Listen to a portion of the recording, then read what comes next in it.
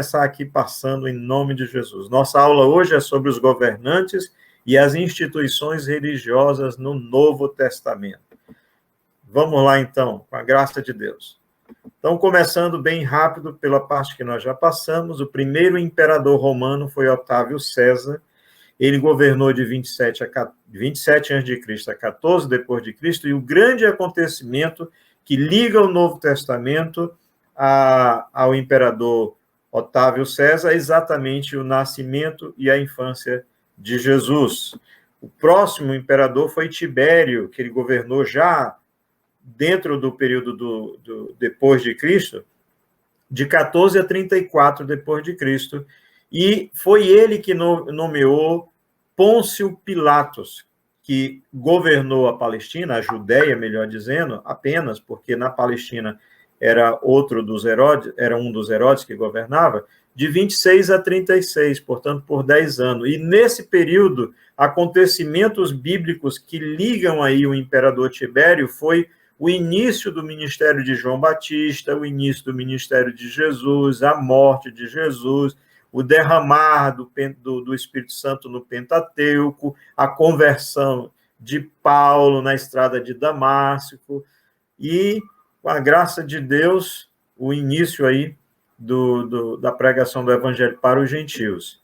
O próximo foi Caio Calígula. Como ele não tem nenhum acontecimento, evento do Novo Testamento que o ligue, nós vamos passar por ele rápido. Agora, já o Cláudio, que governou de 41 a 54 depois de Cristo, ele, além de ter nomeado esses 3 governadores, aí tem uma coisa que é importante a gente destacar, que de 41 a 44, nesse período de 41 a 44, não houve governador romano. Por quê? Na Judéia, porque o Herodes Agripa I, ele governava não só sobre a Galileia, como também sobre a Judéia. O império dele foi muito grande, como nós vimos na aula passada. E os acontecimentos do Novo Testamento importantes no período de Cláudio foi a morte de Tiago, foi a primeira viagem de Paulo, foi o primeiro concílio que aconteceu em Jerusalém para definir se os gentios que estavam se convertendo, que estavam adentrando a igreja, se eles deveriam também,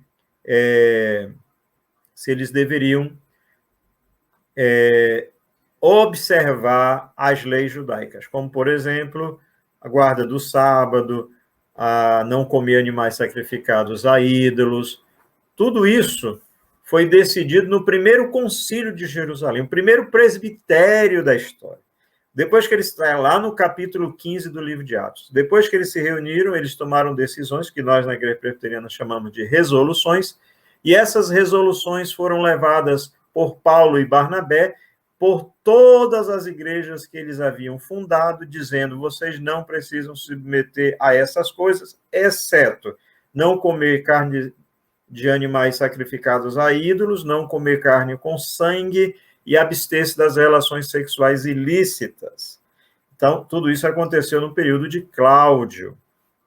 Depois disso, nós temos também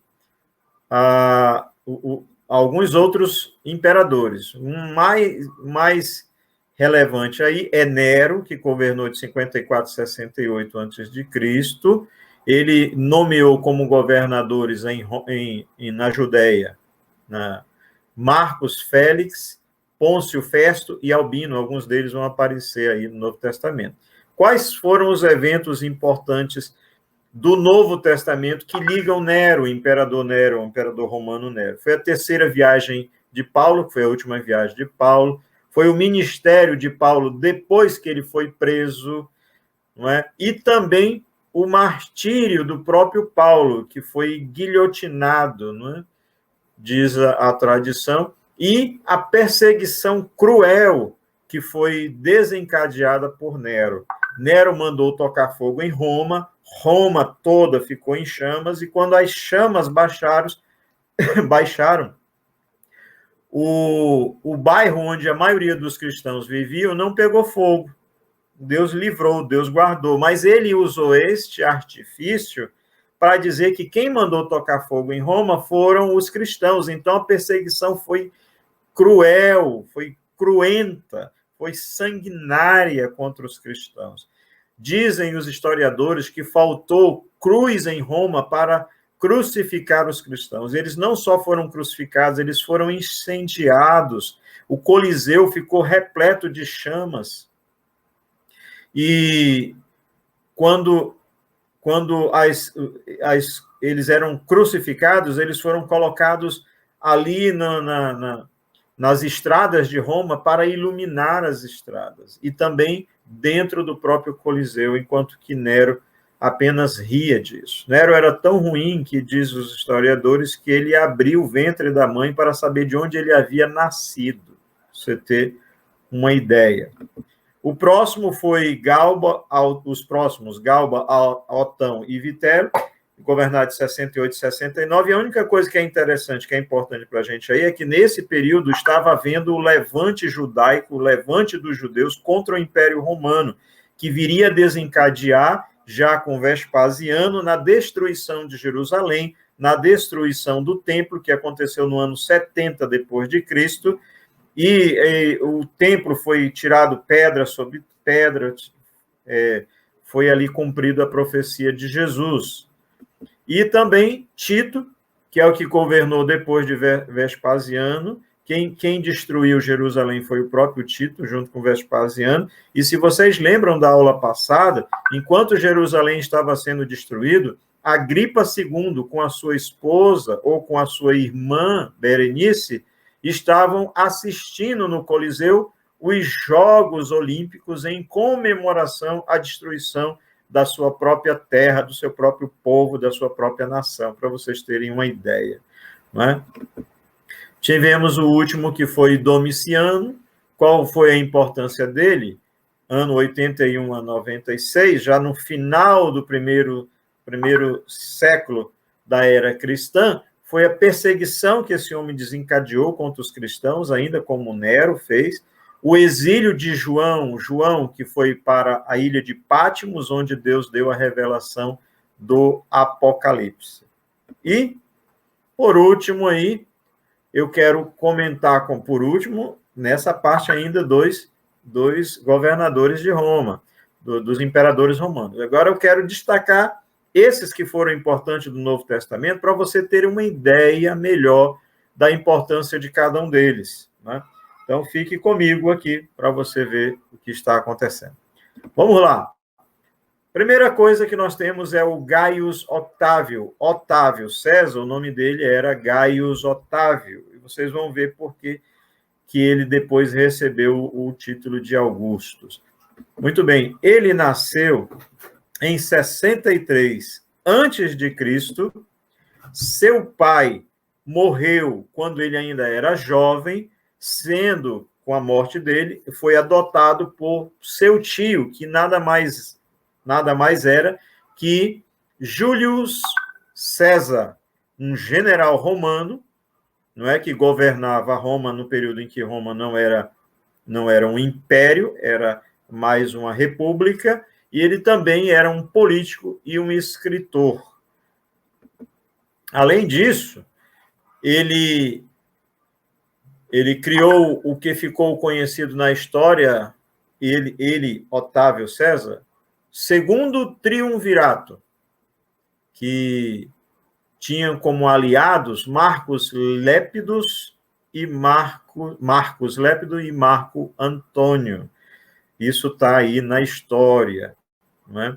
Ele também se tornou o primeiro imperador romano. Saiu da democracia para o império, ele foi o primeiro imperador romano. E, além disso, temos que saber que ele era o imperador no período do nascimento de Jesus, conforme nós vimos. Para mostrar isso, agora você precisa estar com a sua Bíblia na mão, e para Lucas 2:1, eu vou projetar na tela, e o texto diz o seguinte: naqueles dias foi publicado um decreto de César Augusto, que é esse que nós estamos estudando agora. Você vai marcar isso na sua Bíblia, vai sublinhar esse texto na sua Bíblia, ele foi convocado, nesse período, foi convocado toda a população do império para recensear-se, ou seja, para se alistar, para se cadastrar, para tirar o seu título de eleitor, para tirar o seu CPF. E o primeiro recenseamento, foi feito no período quando Quirino era governador da Síria. Todos iam alistar-se, cada um na própria cidade natal.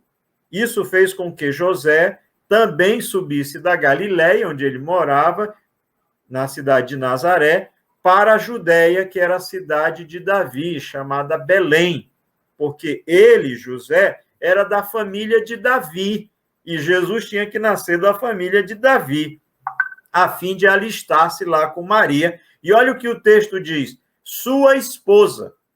Primeira vez que aparece José e Maria, diz que eles estavam desposados, ou seja, eles estavam com um compromisso de casamento, com o noivado, que dentro da cultura cristã equivale a nada mais, nada menos do que o equivalente a um casamento, mas ainda não eram casados. Mas aqui não, olha, sua esposa, aqui ele já tinha concretizado o casamento, porque Deus fala ao coração de José, dizendo que o que havia sido gerado no ventre de Maria tinha sido uma obra do Espírito Santo de Deus. Muito bem, então ela estava grávida, eles vão para Belém, e aí lá em Belém Jesus nasce. Esse evento de Jesus nascer em Belém estava previsto no Velho Testamento. Mateus vai dizer para que se cumprisse a palavra do Senhor, que ele tinha que tu, Belém, de modo nenhum serás a menor dentre todas as nações. Também, quando os magos visitaram Herodes, o Grande, e Herodes mandou que eles estudassem o Velho Testamento e dissessem onde Jesus nasceria, os magos, os escribas também disseram para ele, será em Belém. Agora, irmãos, prestem atenção. Esse foi o primeiro governador, esse primeiro imperador romano. Foi em homenagem a ele que surgiu aí todo o Império Romano. Este homem, para que a palavra de Deus se cumprisse, ele baixou esse decreto. Sem saber, ele estava sendo usado por Deus. Sem saber, ele estava sendo um instrumento nas mãos de Deus. O homem mais poderoso sobre a face da terra, nada mais era do que um joguete na mão de Deus. Porque Jesus, a família de Jesus, morava na Galiléia, na parte norte de Israel. E Jesus, para nascer em Belém, essa família teria que fazer toda a travessia lá do norte até o sul. E essa travessia, andando, leva aí um período bem grande, se você for fazer esse período andando. Israel não é uma nação tão grande, mas de pé, um cavalinho, um burrinho, é bem grande. Então, José e Maria jamais pensariam em deixar a cidade de Nazaré, porque ela estava no nono mês de gravidez, ela já estava próximo de ter bebê. Então, ele jamais empreenderia uma viagem, mas, por determinação de Deus, que usou a vida desse homem para baixar um decreto, eles foram obrigados a deixar a Galiléia, a cidade de Nazaré, e fazer todo o percurso até o sul, até Jerusalém, até Belém, onde Jesus ali nasceu logo que eles chegaram. Olha aí o poder de Deus atuando, agindo na história. Muito bem. Agora eu quero que você acompanhe comigo o seguinte. Otávio tinha 19 anos quando Júlio César foi assassinado, que era o pai dele. Após este evento, o assassinato do pai dele, Otávio entrou em uma aliança política conhecida como Segundo Triunvirato com os aliados Júlio César, Marcos Aemilius, Lépidos e Marco Antônio. E em outubro de 42 a.C., as forças de Otávio e Marco Antônio derrotaram as forças dos assassinos de César, que foi Brutus e Cássio, na Batalha de Filipos. E nos 11 anos que se seguiram, Otávios governou o mundo romano no oeste, auxiliado por Agripa e Maecenas, enquanto Antônio, que era o outro do trio, né, governou o mundo romano no leste com Cleópatra, que era aí a grande mulher do Egito. No entanto, com o passar do tempo, a relação entre Otávio e Antônio se deteriorou, de forma que, na Batalha de Actio, em 31 a.C., as forças de Otávio finalmente derrotaram aí os exércitos, as forças de Antônio e Cleópatra. Cleópatra, e aí Cleópatra e Antônio cometeram suicídio. Ambos cometeram suicídio. Isso no ano 30 antes de Cristo. Então, Otávio torna-se o único governador de todo o mundo romano. Olha a importância desta pessoa aí, para os amados irmãos terem uma ideia. Agora, Tibério César. O que esse homem teve aí que a gente precisa ver com cuidado? Este homem foi o sucessor de Augusto, não é? Tibério foi o imperador reinante no início, então, do ministério de Jesus, e ele é o tema das referências que Jesus faz a César no Novo Testamento. Então, sempre que você lê no Novo Testamento Jesus fazendo referência a César, saiba, marque na sua Bíblia que ele está fazendo referência a Tibério César. Muito bem. E esse Tibério César, ele, por exemplo, durante o reinado dele, a gente tem aí o ministério de João Batista e também o início de Jesus, que foi no 5º ano do seu reinado. Está lá em Lucas 3:1. Nós vamos já dar uma olhada. Também, quando Jesus diz, dai a César o que é de César e a Deus o que é de Deus, a referência é também a Tibério César. Está lá em Lucas 20, versículo 25, vou mostrar para vocês na tela. É lícito pagar tributo a César ou não? Perguntaram para Jesus para incriminá-lo. E Jesus responde, mostrai-me um denário, uma moeda. De quem é a efígie e a inscrição? De quem é essa imagem? Prontamente disseram, de César. Então Jesus lhes respondeu, dai, pois, a César o que é de César e a Deus o que é de Deus. E aí eles não puderam apanhá-lo em palavra alguma diante do povo e ficaram admirados da resposta dele, da resposta de Jesus. Então aqui, esse dai a César o que é de César é exatamente a Tibérios. E aí, o que mais sobre ele é importante nós sabermos? A morte de Jesus se deu sobre o governo de Tibério César. Está lá em João, no capítulo 19, versículo de 12 a 16. Vou projetar na tela para você. Já está na tela? Acho que é um pouquinho mais lento, mas diz o seguinte. A partir deste momento, Pilatos procurava soltá-lo, mas os judeus clamavam, se soltas a este, não és amigo de César. Este César é Tibério. Todo aquele que se faz rei é contra César. Tibério.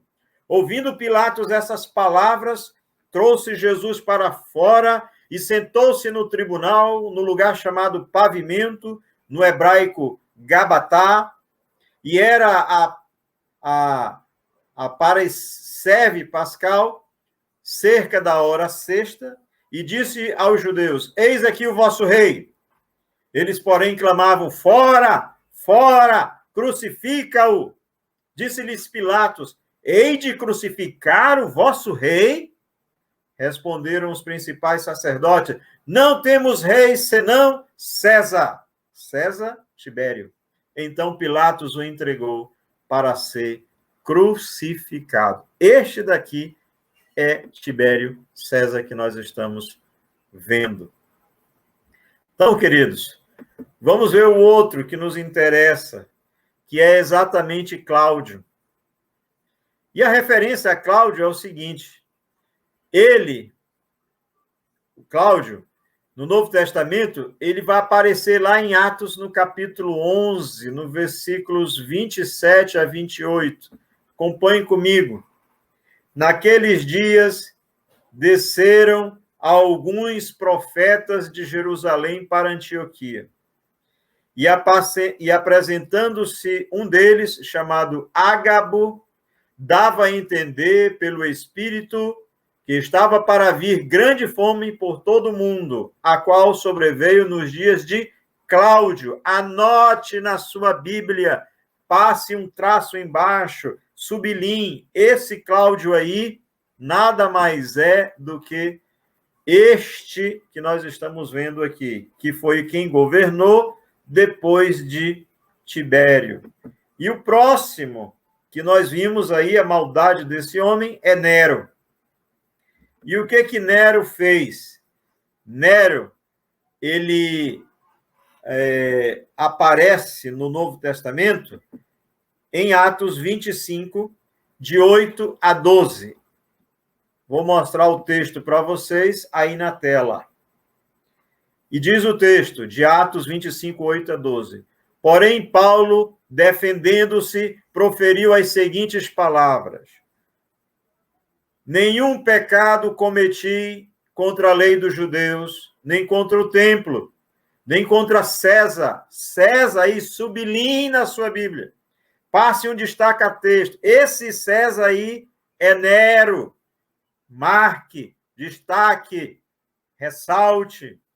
Então, Festo, que era um dos governadores que nós vimos lá, nomeado por ele para governar a Judéia, querendo assegurar o apoio dos judeus, respondeu a Paulo: queres tu subir a Jerusalém e ser julgado por mim a respeito destas coisas? Disse-lhe Paulo: estou perante o tribunal de César, sublim, César Nero, onde convém seja eu julgado. Nenhum agravo pratiquei contra os judeus, como tu bem sabes. Caso, pois, tenha eu praticado algum mal ou crime digno de morte, estou pronto para morrer. Se, pelo contrário, não são verdades as coisas de que me acusam, ninguém, para lhe ser agradável, pode entregar-me a ele. Apelo para César. Marque, sublinhe. César aí que Paulo está apelando é Nero. Então, Festo, tendo falado com o conselho, respondeu: para César apelastes, sublim, César Nero. Para César irás, sublim, César Nero. Então, foi por isso que Paulo morreu depois nas mãos do imperador Nero. Muito bem, queridos. O outro texto que aparece Nero está em Atos 27, 24, 26, que eu vou projetar na tela. E diz o texto, dizendo: Paulo, não temas. Isso é Deus falando para Paulo numa visão. Paulo, não temas. Paulo estava sendo perseguido grandemente ali. Mas Deus, através de uma visão, de um sonho, fala a Paulo e diz: Paulo, não temas. É preciso que compareças perante César, sublinhe, marque, destaque, César e Nero. E eis que Deus, por sua graça, de todos quanto navegam contigo, portanto, senhores, tende bom ânimo, pois eu confio em Deus que sucederá do modo como me foi dito. Porém, é necessário que vamos dar a uma pedra. Isso aqui era Paulo dentro do navio que o estava levando a Roma. Quando Paulo ficou apreensivo, Deus disse para ele: não te preocupas, tu vais comparecer perante Nero, perante César. Aí tem outro texto em que ele vai aparecer no Novo Testamento, ele aparece em outros, mas destaquei esses principais aqui, é Filipenses 4, 21, 22. Olha só, queridos. Filipenses 4, 21, 22, sublinha aí onde eu mandar. Saudai cada um dos santos em Cristo Jesus. Os irmãos que se acham comigo vos saúdam. Todos os santos vos saúdam, especialmente os da casa de César. Sublim, Esse César aí é Nero. Significa que Nero, sendo louco, que Nero tendo mandado perseguir os cristãos, ele não conseguiu que Deus invadisse a sua própria casa, o seu palácio, e convertesse pessoas lá dentro. Enquanto Nero incendiava cristãos fora, pessoas dentro da sua própria casa, do seu palácio, eram incendiados pelo poder do Espírito Santo de Deus agindo na vida dessas pessoas. Aleluias! Deus não encontra limites.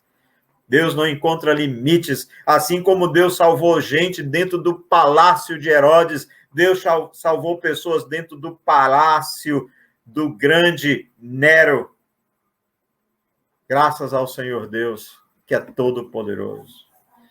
Aleluias. E aí vem o próximo, que é Vespasiano. Esse é o último que nós vamos comentar.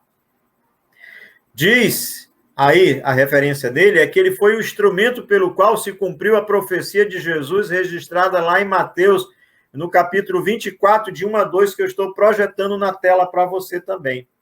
Diz o texto: tendo Jesus saído do templo, ia se retirando, quando se aproximaram deles os seus discípulos para lhe mostrar as construções do templo. Esse templo aqui, lembram já das aulas anteriores, que foi construído, que foi ampliado, que foi reformado por Herodes o Grande, e foi construído inicialmente lá por Zorobabel. Muito bem, diz o texto: ele, porém, lhe disse: vede tudo isto? Em verdade vos digo que não ficará aqui pedra sobre pedra que não seja derribada. Então, Vespasiano foi o governador romano que cumpriu essa profecia de Jesus. Porque no ano 70 depois de Cristo, para matar, para aniquilar a revolta dos judeus, esse homem expulsou todos os judeus de Jerusalém, destruiu a cidade, destruiu o templo, tirou todas as pedras de uma de sobre as outras para tirar de lá o ouro que revestia as paredes, cumprindo assim na íntegra, ipsiliteris, literalmente, a profecia de Jesus. Daí a importância de Vespasiano para essa questão. Então, aqui, nós concluímos, não o estudo de hoje, mas sim todos os governantes de Roma que foram importantes para o Novo Testamento, comentando passo a passo todos os eventos nos quais eles estiveram envolvidos e que você marcou aí na sua Bíblia. Mas, além dos governantes romanos, para entendermos o contexto do Novo Testamento, também precisamos entender, conhecer acerca de algumas instituições que estavam presentes na época de Jesus. A primeira delas é a sinagoga. E o que era a sinagoga? Eu tenho aqui para mostrar para vocês a imagem de uma sinagoga, ainda lá em Jerusalém. Isso aqui pode ser visitado ainda hoje, não é? As ruínas de uma sinagoga, onde os judeus se reuniam, né? Pelo menos isso aqui é uma das ruínas dela. Sinagoga em grego é exatamente como está na tela, sinagoge, sinagoga, sinagoge. E sinagoga era um lugar, significa um lugar de reunião ou de aglomeração. Agora, presta atenção no que eu vou dizer para você.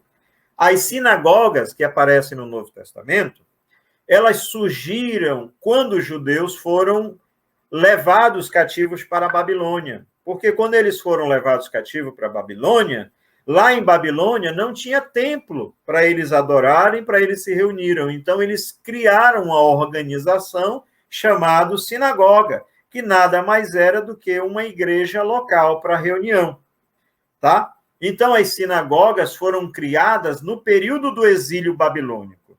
E quando os judeus, depois, libertos por Ciro, o persa, retornam para Jerusalém, eles reconstroem o templo, mas eles não abandonam o costume das sinagogas, né? Até porque o templo ficava em Jerusalém e todas as outras cidades iam para Jerusalém anualmente. Mas eles precisavam, nas suas próprias cidades, ter um local para adorar, ter um local para estudar a palavra, ter um lugar se reunirem, ter comunhão. Então, esse lugar eram as sinagogas. E as sinagogas, então, foi criado nesse período do exílio, foi mantido na Palestina quando eles voltaram, e eram nada mais, nada menos do que pequenas comunidades, né? Igrejas pequenas, igrejas locais. E elas estavam espalhadas, né, pulverizadas por todas as cidades dos judeus e não apenas em Jerusalém. E, além disso, ela possibilitava que a religião tivesse uma conotação mais pessoal, né, diferente do templo, que era mais litúrgica. E nesses locais, nas sinagogas, era o local onde eles estudavam a Torá, a lei, o Antigo Testamento, basicamente aí os 5 primeiros livros do Velho Testamento, que nós já estudamos, chamado de Pentateuco.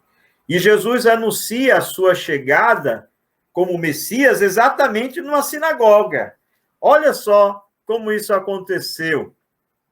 Vou projetar para você, está lá em Lucas capítulo 4, versículos de 16 a 17. Diz assim: indo para Nazaré, onde fora criado, entrou num sábado na sinagoga, segundo o seu costume, e levantou-se para ler. Isso aqui é Jesus, ele está dentro de uma sinagoga. Veja que Jesus ia para a sinagoga, não é? Segundo o seu costume, era o local onde Jesus ia, até porque Jesus morava na Galileia, e o templo ficava na Galileia, no norte, e o templo ficava no sul, lá em Belém, lá em Jerusalém, melhor dizendo. E Jesus não ia para lá constantemente, ele ia esporadicamente. Então, Jesus adorava a Deus, servia a Deus na sinagoga. E lá na sinagoga diz, então, lhe deram o livro do profeta Isaías e, abrindo o livro, achou o lugar onde estava escrito. O que estava escrito? Ele achou aqui, exatamente aqui. Isaías 61. O Espírito do Senhor está sobre mim, pelo que me ungiu para evangelizar os pobres, enviou-me para proclamar libertação aos cativos e restauração da vista aos cegos, para pôr em liberdade os oprimidos e apregoar o ano aceitável do Senhor. E tem mais.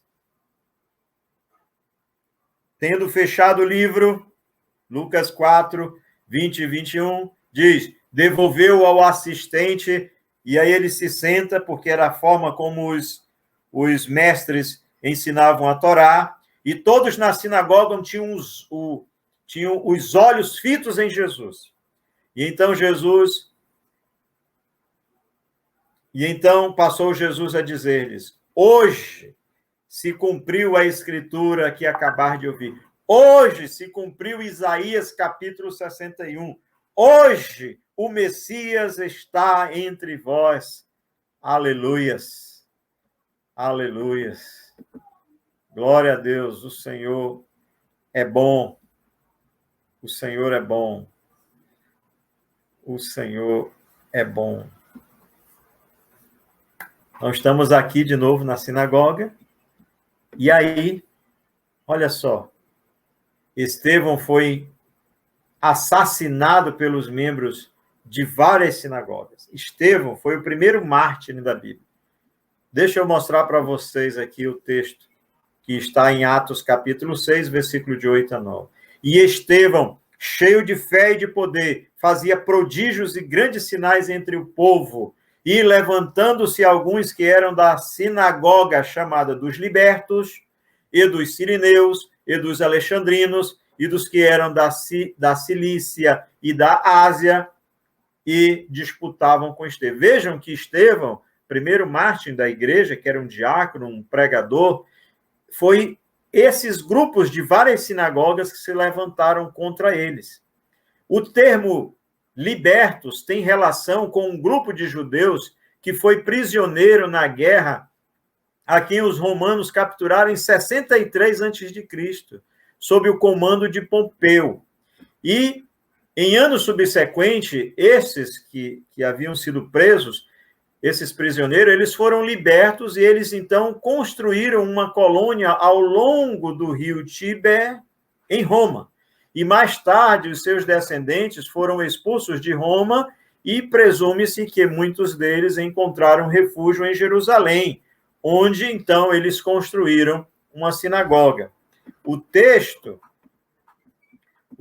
grego indica uma divisão entre os judeus de Cirene e Alexandria, que eram duas cidades da Líbia e Egito, respectivamente, e da Cilícia e Ásia, duas províncias da Ásia Menor. Isso significa que existiam duas sinagogas, não é? Os libertos cirênios e alexandrinos num grupo e os cilícios e os asiáticos no outro grupo. E as diferenças geográficas e culturais e até linguísticas entre os judeus do norte da África, que eram os de Cirene e de Alexandria, lá no Egito, e a Ásia Menor, que eram os de Cilícia e da Ásia, eram muito grandes e dificilmente eles ficariam juntos, mas se uniram para para assassinar a pedradas a Estevão.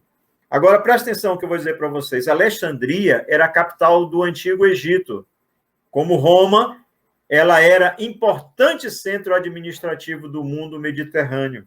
Ela possuía atrações culturais e literárias, ela possuía museus, bibliotecas, escolas, e foi realizada lá, nessa cidade, a tradução conhecida como Septuaginta, que era a versão da Bíblia usada por Jesus e pelos apóstolos. Já a Cilícia era localizada na Ásia Menor, que é a atual Turquia, e uma das cidades desse local, da Cilícia, que era toda uma região, era Tarso, que era exatamente a cidade onde Paulo nasceu. Portanto, Paulo era turco. Se os irmãos tiver algum turco entre nós, Paulo era turco, porque a cidade de Tarso, que era uma cidade da Cilícia, onde ele nasceu, é a atual Turquia. E muitos dos seus moradores ali se converteram a Jesus como resultado das viagens missionárias de Paulo, que está lá em Atos capítulo 15, versículo 21. Já a região da Ásia, essa região também localizada na chamada Ásia Menor, foi a região onde Paulo realizou uma obra missionária tão grande que as igrejas do Apocalipse, que aparece lá no Apocalipse, no capítulo 1, no versículo 11, as 7 igrejas da Ásia, foi fruto desse trabalho aqui de Paulo. E essas sinagogas de todos esses lugares aqui, eles se reuniram contra Estevão e o assassinaram.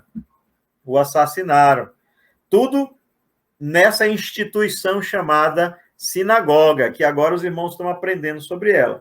E Paulo, sempre que ele inicia, em todas as viagens missionárias dele, principalmente nas primeiras, Paulo iniciava a sua pregação sempre em uma sinagoga.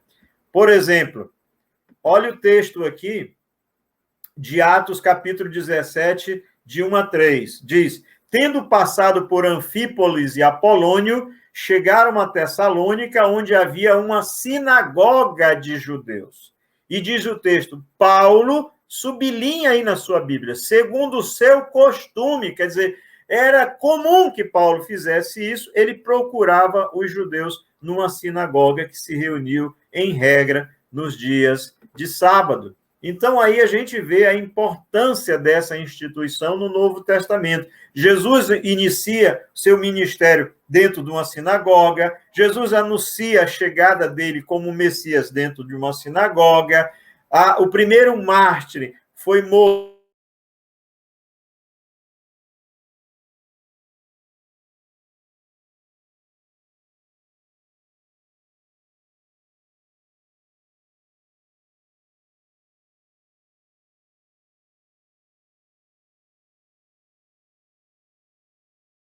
por Paulo.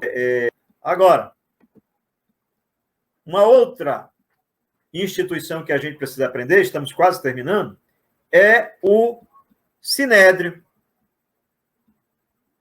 E o Sinédrio, queridos, ele era o mais alto tribunal dos judeus. Foi esse tribunal, o Sinédrio, essa instituição, que julgou Jesus. E o Sinédrio era composto, sua composição era de sacerdotes, os sumos sacerdotes, tanto os atuais como aqueles que tinham sido antes. Todos eles compunham o sinédrio. Os chefes religiosos, que eram chamados de anciãos, os professores da lei, os escribas, e esse sinédrio, como eu disse, foi o que condenou Jesus. Agora, deixa eu mostrar para você um texto onde ela aparece, a instituição. João, capítulo 2, versículo 11, versículo 47, diz: Então, os principais sacerdotes e os fariseus convocaram o sinédrio, que é essa instituição que nós estamos vendo, não é? E disseram: que estamos fazendo uma vez que este homem opera muitos sinais? Eles se reuniram ali a primeira vez para saber como iriam tratar com Jesus. Além disso, olha esse outro texto aqui, que se encontra em Mateus 26, 57 a 59, que diz: E os que prenderam Jesus o levaram à casa de Caifás, sumo sacerdote, onde se haviam reunido os escribas e os anciãos, mas Pedro seguia de longe até ao pátio do sumo sacerdote, e, tendo entrado, assentou-se entre os seus serventuários para ver até o fim, para ver o fim. Ora, os principais sacerdotes e todo o sinédrio procuravam alguma coisa falsa, algum testemunho falso para usarem contra Jesus. Então, essa instituição, chamada sinédrio, aparece no Novo Testamento, e é importante que você saiba que era o mais alto tribunal dos judeus, a mais alta instituição dos judeus. Ela era composta de 71 pessoas, para vocês terem uma ideia, não é, desta instituição. Agora, eu preciso falar com vocês sobre os grupos religiosos, já para a gente encerrar a nossa aula. Quais são os grupos religiosos que aparecem aí no Novo Testamento? Os fariseus é o primeiro. Está aí uma imagem, não é, deles, e aqui temos eles aqui. Quem eram os fariseus? Primeiro, eles criam na inspiração de todo o Velho Testamento, de Gênesis a Malaquias. Eles também criam que numa tradição oral que foi sendo construída ao longo do tempo. E aqui, para mostrar para vocês, em Mateus 7, de 1 a 9, diz o seguinte: Ora, reuniram-se a Jesus os fariseus e alguns escribas vindo de Jerusalém. E vendo que alguns dos discípulos dele comiam pão com as mãos impuras, isto é, por lavar, pois os fariseus e todos os judeus, observando a tradição dos anciãos, não comiam não comiam sem lavar cuidadosamente as mãos quando voltavam da praça, não comem sem se aspergir, e há muitas outras coisas que receberam para observar. Tudo isso eram tradições orais, não é? E Jesus disse que essas tradições orais, por causa dessas tradições orais, eles quebravam, eles negavam a própria Escritura. Voltando aqui, para a gente estarmos vendo os fariseus, eles eram oriundos das camadas inferiores e da população de classe média, portanto, eles não eram pessoas ricas.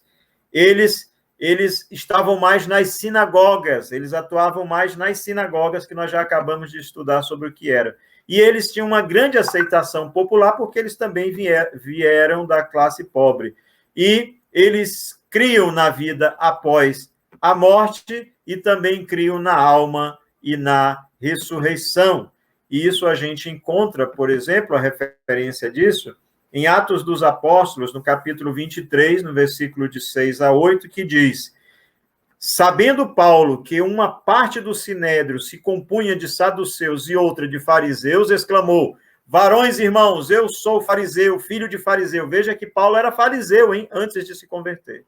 E no tocante à presença, à esperança e à ressurreição dos mortos, sou julgado. Ditas essas palavras, levantou-se grande perseguição, ou grande dissensão entre fariseus e saduceus, e a multidão se dividiu. Por quê? Porque os saduceus declaravam não haver ressurreição, nem anjo, nem espírito, ao passo que os fariseus admitiam todas essas coisas. Então, os fariseus criam na ressurreição, criam nos anjos, criam na vida pós-morte. O outro grupo são os saduceus. E quem eram os saduceus? Os saduceus, queridos, era a classe sacerdotal elitista.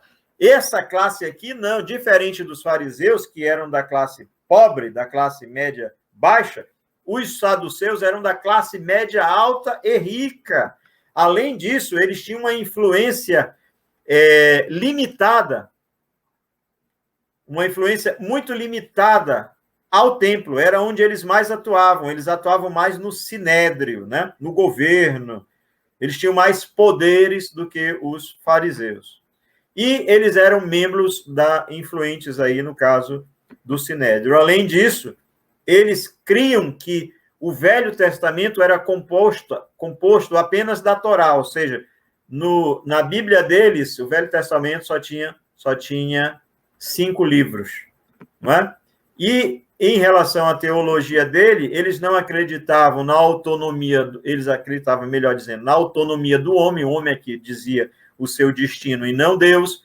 Eles negavam a imortalidade da alma e eles negavam também a existência da alma, de anjos e de demônios. E tudo isso está naquele texto que nós acabamos de ler, que eu não vou projetar de novo, porque vocês já viram quando eu falei sobre os fariseus. Então, os saduceus e os fariseus juntos, eles procuraram o batismo de João. Diz o texto aqui embaixo: vendo ele, porém, que muitos fariseus e saduceus vinham ao batismo, disse-lhes: raça de víbora, quem vos induziu a fugir da ira vindoura? Isso aqui é João Batista falando. Além disso, eles pediram um sinal a Jesus, mas Jesus, diz aqui o texto de Mateus 16, versículo 1, eu acho, não dá para eu ver direito. Aproximando-se, vou projetar aqui na tela que eu consigo ver, é um mesmo. Aproximando-se os fariseus e os saduceus, tentando, pediram-lhe que eles mostrassem um sinal vindo do céu. E, além disso, os fariseus e os saduceus juntos,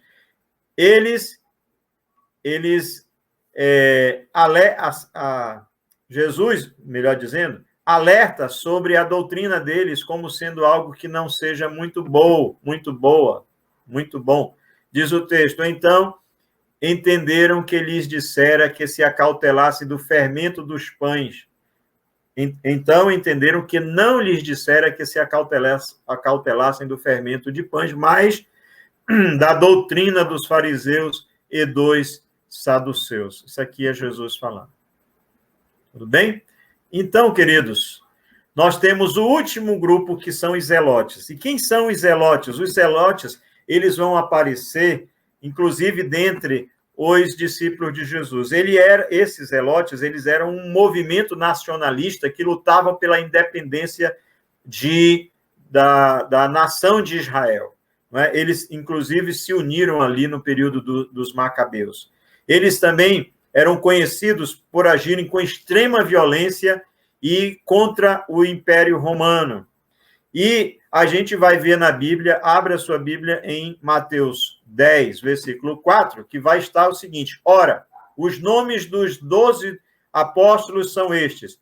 Primeiro, Simão, por sobrenome Pedro, e André, seu irmão, Tiago, filho de Zebedeu, e João, seu irmão, Filipe, Bartolomeu, Tomé e Mateus, o publicano, Tiago, filho de Alfeu, e Tadeu, e Simão, o zelote. Olha, dentre os discípulos de Jesus, tinha um membro dessa facção, desse movimento que lutava contra os romanos, né? Simão, ele era dessa facção, o zelote, não é?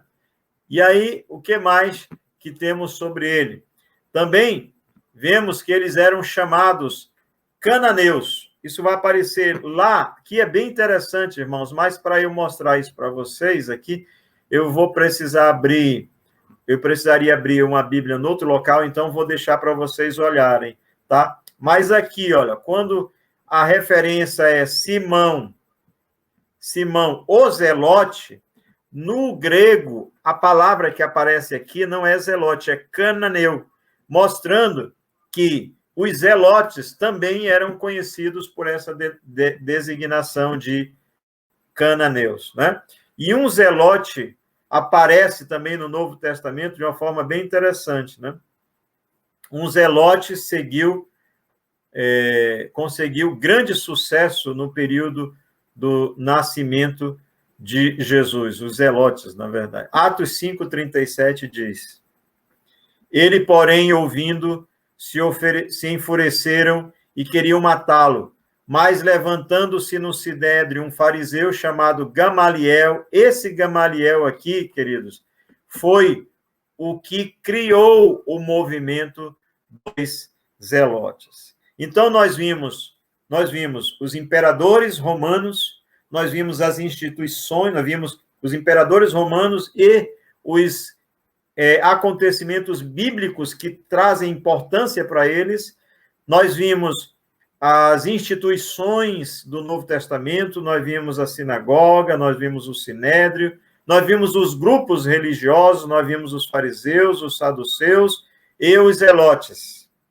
Tudo isso nós vimos para entendermos bem o Novo Testamento, e a gente pode concluir da seguinte forma: o Novo Testamento é o registro da intervenção de Deus no espaço temporal, estabelecendo a direção rumo ao qual caminha a história, conduzindo a existência humana para o clímax da consumação de todas as coisas, e o estabelecimento final do seu reino e o triunfo sem precedentes de sua igreja. Aleluia!